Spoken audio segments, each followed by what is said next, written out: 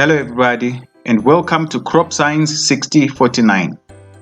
In today's lesson we are going to look at cell biology and this is lesson number 1.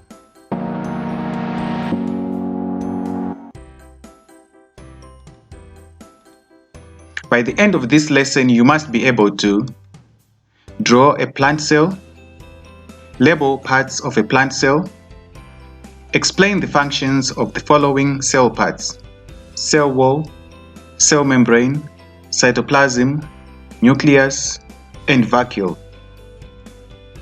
So first of all, let's look at the structure of a plant cell. Your syllabus requires you to draw and also to label a plant cell. So you must be able to draw a plant cell just like this or even better than this.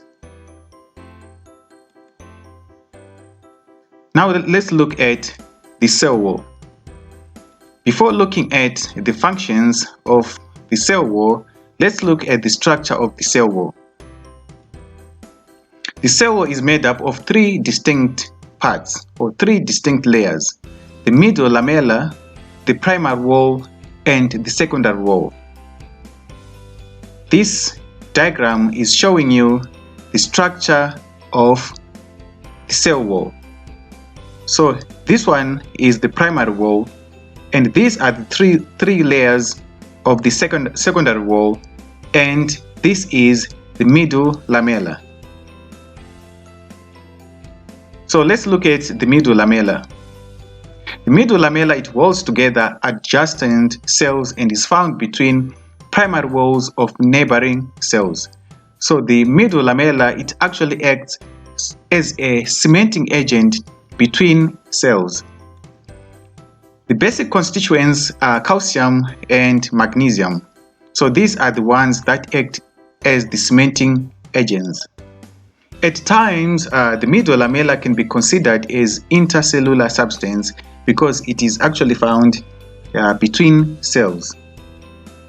Now let's look at the primary wall. The primary wall is actually the first wall to be formed in developing cells, and it may actually consist of one type of cells. Chemically, it is made up of cellulose, pectic compounds, and hemicellulose.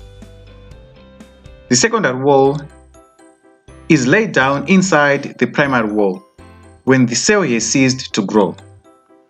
Its composition is the same as the primary wall, but in addition, it may have deposits of lignin, suberin, cutin, waxes, and inorganic salts.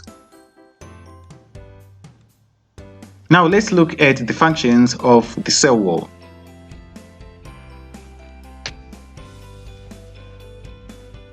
The first function of the cell wall is to provide support and mechanical strength in plants.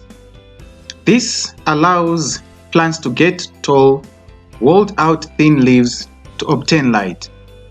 The cell wall also resists expansion and internal pressure as water enters the cell osmotically to provide turgidity for the plant.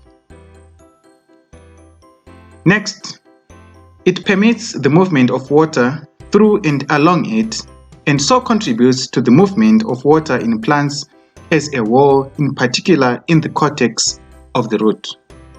If you want to understand this point better, you need to go and look at the apoplast pathway of water movement in plants. Next, it maintains or determines the shape of the cell.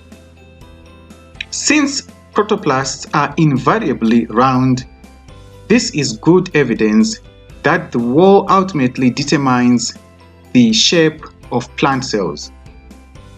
The next point is it prevents the cell membrane from bursting in hypotonic medium.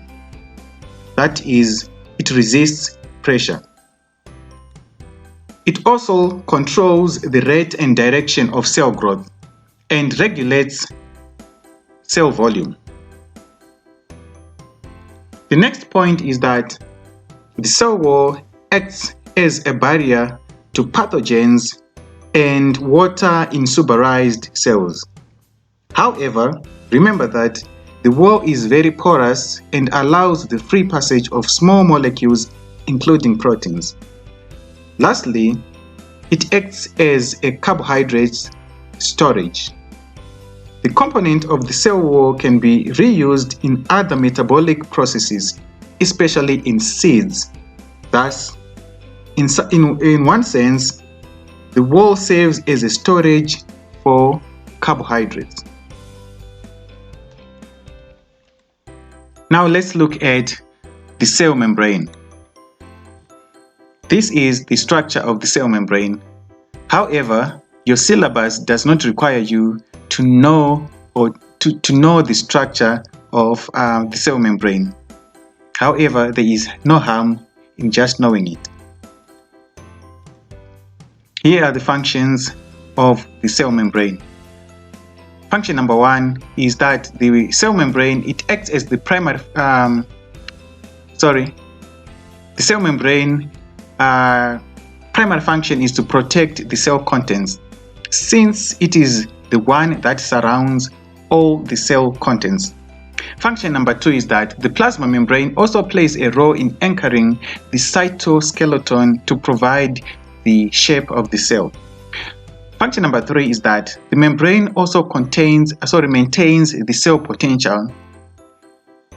It does this by determining what enters the cell and what exits the cell. Function number 4 is that the cell membrane interacts with the cell membrane of adjacent cells in order to form tissues.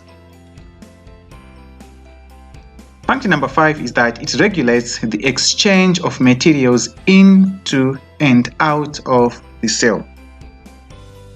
Function number 6 is it provides some structural integrity of the cell. Without the cell membrane, the cell may actually fail to have the shape that it has. Now let's look at the cytoplasm. The cytoplasm consists of all contents that are outside the nucleus and enclosed by the cell membrane. It is clear in color and has a gel-like appearance. Cytoplasm is composed of water but also maintains enzymes, salts, and also contains enzymes, salts, organelles, and various organic molecules, depending on the function of that particular cell and its location. Now let's look at the functions of the cytoplasm. Function number 1 is to support and suspend organelles and cellular molecules. Organelles such as Golgi apparatus, endoplasmic reticulum, and many other organelles, they are found within the cytoplasm. Cytoplasm also helps to move hormones and other materials around the cell. So it actually acts as a medium for the movement of hormones and other materials around the cell. Cytoplasm also dissolves waste within the cell. It is used also for storage. For example, in palisade cells, it can be used for the storage of starch. Cytoplasm is the site of the most enzymatic reactions and metabolic activities, for example, glycolysis.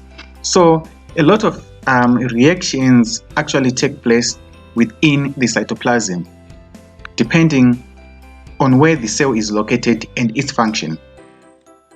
Cytoplasm also gives the cell its shape. A cell without cytoplasm will definitely become shapeless. The cytoplasm contains proteins and filaments that are essential for growth and expansion of the cell surface.